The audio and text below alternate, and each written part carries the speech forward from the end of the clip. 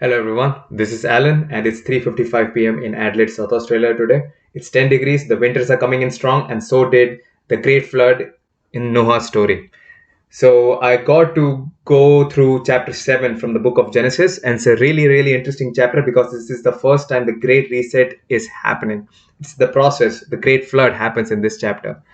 So, according to chapter 7, verse 2, the Lord says, "You shall take with you seven of each of every clean animal, a male and his female, two each of animals that are unclean, a male and his female."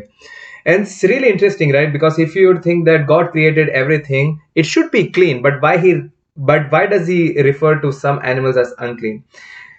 What I could understand from this verse is that, let's say if you spend some time with someone, right, you don't only take away the good habits, like you can learn good habits from them, but also there is a higher chance that you could also take away their bad habits.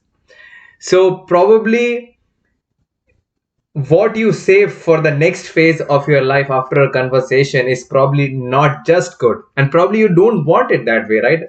Otherwise there wouldn't be any challenge in life where you have to confront that challenge of not succumbing into that bad habit, let's say.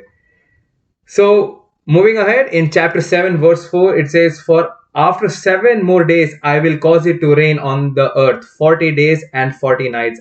I will destroy from the face of the earth all living things that I have made."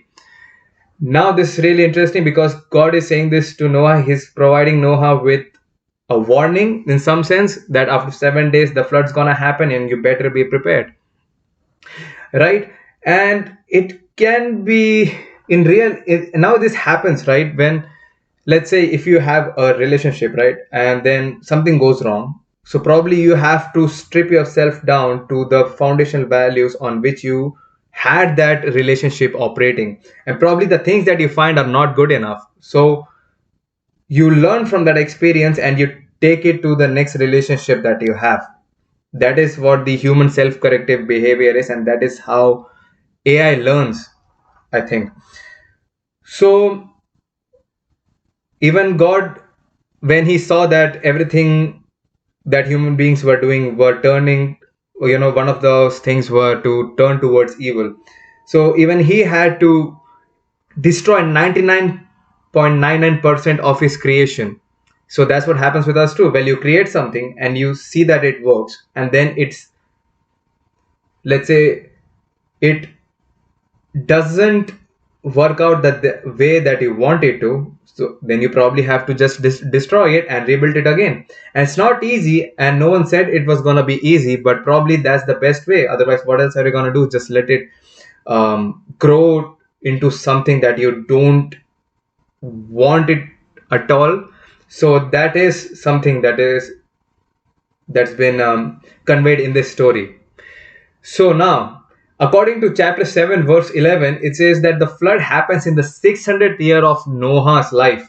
Now, that's really interesting because it says that if a bad time, there is no fixed timing for when something is going to happen. It can happen right now or in the 600th year of your life. So, what do you do in this situation? Now, this again points to instant gratification. Probably you can have your own arc ready, right? Well, you can have strategies in place of, well, how to minimize the damage that can occur due to some unseen circumstance. Now, how do you do that in the current? How do you prepare in the current time for something that's going to happen in the future that you don't know when it's going to happen? And that is a bit of a tedious task, isn't it?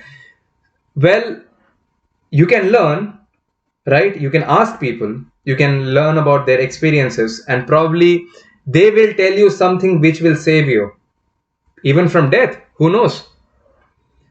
All right, so the floods happened, the ark is operating in its full capacity. The water has risen even above the mountains.